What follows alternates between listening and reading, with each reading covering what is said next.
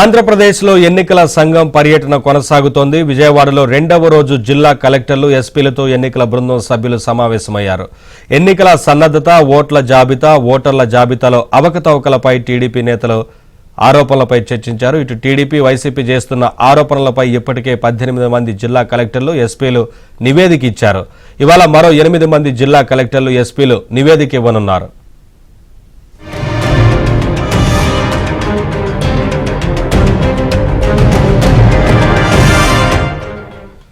వచ్చే సార్వత్రిక ఎన్నికలను పారదర్శకంగా నిర్వహించేలా చర్యలు చేపట్టాలని ఈ సమావేశంలో కేంద్ర ఎన్నికల సంఘం సభ్యులు సూచించారు.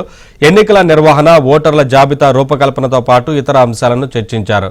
ఈ సమావేశానికి సిఎస్ జవహర్ రెడ్డి, డీజీపీ రాజేంద్రనాథ్ రెడ్డిలు హాజరయ్యారు. అప్డేట్స్ మా కరెస్పాండెంట్ సత్యాన్ని తెలుసుకుందాం. సత్య, ఏపీలో కేంద్ర ఎన్నికల సంఘం ప్రతినిధి బృందం 2 రోజులుగా జిల్లా కలెక్టర్లు, ఎస్పీలతో భేటీ అయ్యి అక్కడ పరిస్థితిని అంచనా వేస్తోంది. నిన్న 18 జిల్లాల కలెక్టర్లు, ఎస్పీలతో విజయవాడలోని నోవాటెల్ హోటల్లో భేటీ నిర్వహించింది. ఈ రోజు మరో 8 జిల్లా కలెక్టర్ల, ఎస్పీలతో సమావేశం నిర్వహిస్తోంది.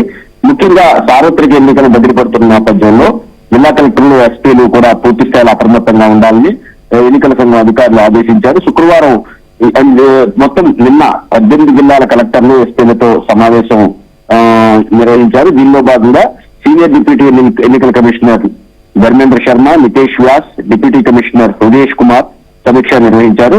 2 రోజుల పాటు ఈ సమీక్షలు జరగనున్న నేపథ్యంలో మొదటి రోజు శ్రీకాకుళం, పార్వతీపురం, విజయనగరం, మన్యం, కడప, విశాఖపట్నం, అనకాపల్లి, కాకినాడ, డాక్టర్ బిఆర్ అంబేద్కర్ కోనసీమ జిల్లా తదితర మొత్తం 18 జిల్లాల కలెక్టర్లు, ఎస్పీలతో జిల్లాల్లోని పరిస్థితులను అడిగి తెలుసుకున్నారు.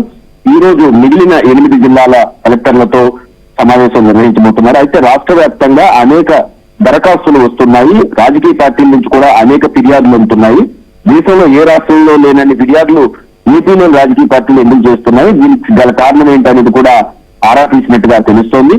మొత్తం 89 లక్షల దరఖాస్తులు ఇప్పటి వరకు పరిష్కరించినట్టుగా కూడా ముఖేష్ కుమార్ మీనా కేంద్ర ఎన్నికల సంఘం బృందానికి తెలియజేశారు రాష్ట్ర ఎన్నికల ప్రధాన అధికారి.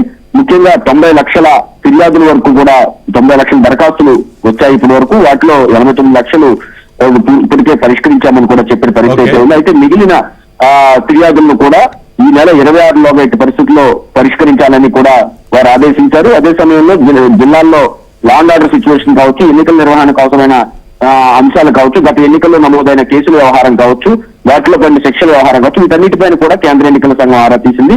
ఇటు నుంచి దాదాపు లా అండ్ ఆర్డర్ కావచ్చు, ఇతర అంశాలు క్రమంగా కేంద్ర ఎన్నికల సంఘం చేతుల్లోకి తీసుకునే అవకాశాలున్నాయి. అంటే నోటిఫికేషన్ వచ్చే ముందు పూర్తి స్థాయిలో ఎన్నికల సన్నద్ధతలో భాగంగా